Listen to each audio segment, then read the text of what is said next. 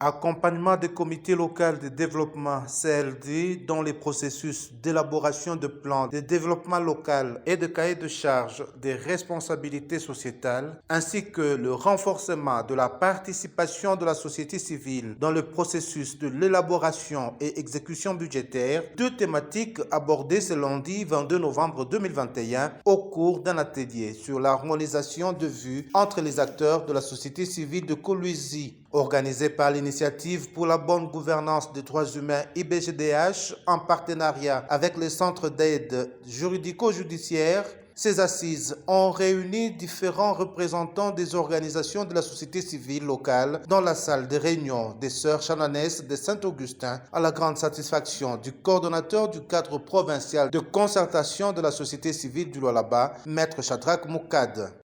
Nous avons salué l'initiative parce que, vous savez, nous sommes une société civile appelée à travailler en harmonie, à travailler dans l'essence de converger nos idées et nos actions, des questions qui nécessitent l'accompagnement de la société civile, notamment celles liées au développement de nos communautés, et aussi la question participative, parce que dans les budgets, le volet d'investissement, c'est un volet très important où la société civile devra vraiment jouer son rôle. Nous avons été ici afin que nous puissions parler sur les questions ou la problématique du budget participatif,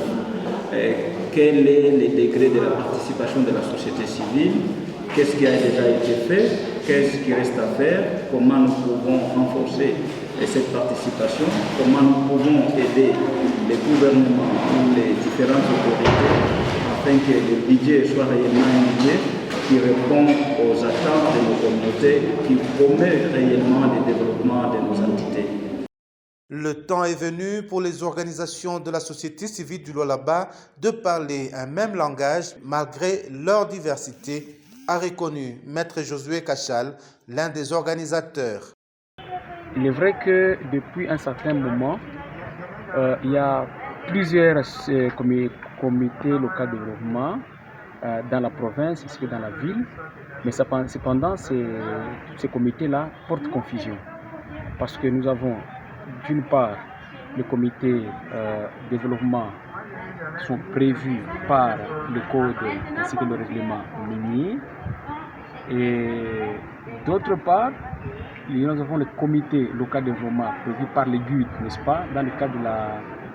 du processus de planification de développement local. Alors, il fallait qu'il y ait un arrangement entre les membres de la société civile parce que tous sommes appelés à accompagner tous ces comités locaux de développement et les assister. Alors, il fallait en principe partager avec tous les autres membres de la société civile pour qu'on ait un seul point de vue. C'est vrai que la société civile est plurale. Alors, vous trouvez, il y a par exemple la société civile Force Vive, il y a des structures des ONG qui accompagnent les communautés locales de développement. Vous avez le cadre de concertation aussi, il y a des ONG qui accompagnent aussi de leur façon les CLD en question. Alors, on a compris comme quoi c'est vraiment, il y a beaucoup de chevauchements dans ce sens-là. Alors, il était question qu'on mette tous ces acteurs-là autour d'une table pour que nous puissions parler un même langage. Organe très important, les comités locaux de développement vont bientôt bénéficier d'un renforcement de capacité pour leur meilleur rendement. Ainsi, en a décidé la plénière en dehors d'autres actions à mener par les organisations de la société civile.